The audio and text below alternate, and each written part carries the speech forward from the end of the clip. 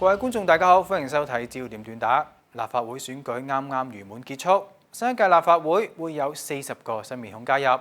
我哋焦點短打特別製作一個議會新丁系列，等大家認識下佢哋，同埋佢哋會點樣為市民做嘢。今日我哋介紹嘅係功能界別商界第2當選人姚祖輝。作為資深商界人士，佢用4個字嚟形容首度當選立法會議員。我心情係如履薄冰嘅，我係一個新丁，但我亦都諗下啦，我係全國人大咧已經第3屆啦，有13年咧，我哋喺全國嘅議會嘅工作經驗。佢認為香港經濟要點樣升級轉型？香港有好多我哋叫傳統嘅行業升級轉型，一定要升級轉型。我哋以前做嘅方法可能唔得噶啦。我自己有間工廠，我而家將我哋間工廠咧升級做我叫 AI 同埋全自動化。傳統嘅可能控制嘅機器嘅工人咧，會變得去識做一啲 AI 有關嘅工種。咁另外一樣嘢咧，我覺得香港需要嘅係一啲新興嘅行業入嚟。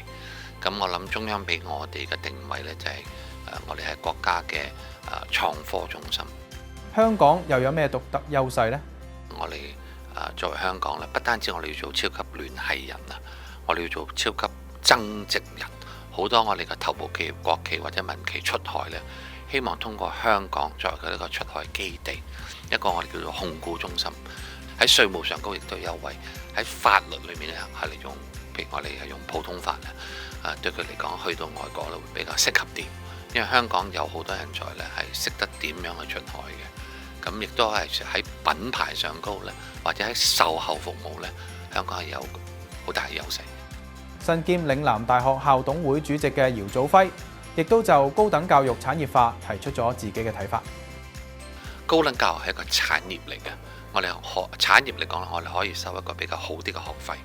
咁當你有一班人喺度讀書嘅話咧，佢留喺度嘅話，亦都對香港嘅人才引進非常之好。北部都會區應該有啲試點嘅產業園，一啲試點嘅高科技嘅公司，一定要喺我哋嘅大學裏面。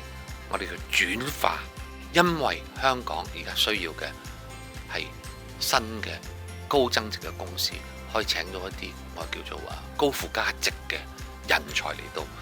今日節目時間嚟到呢度，我哋下一集會介紹另一位議會新丁。如果中意我哋嘅節目，記得留言、讚好、訂閱同埋分享俾朋友。拜拜。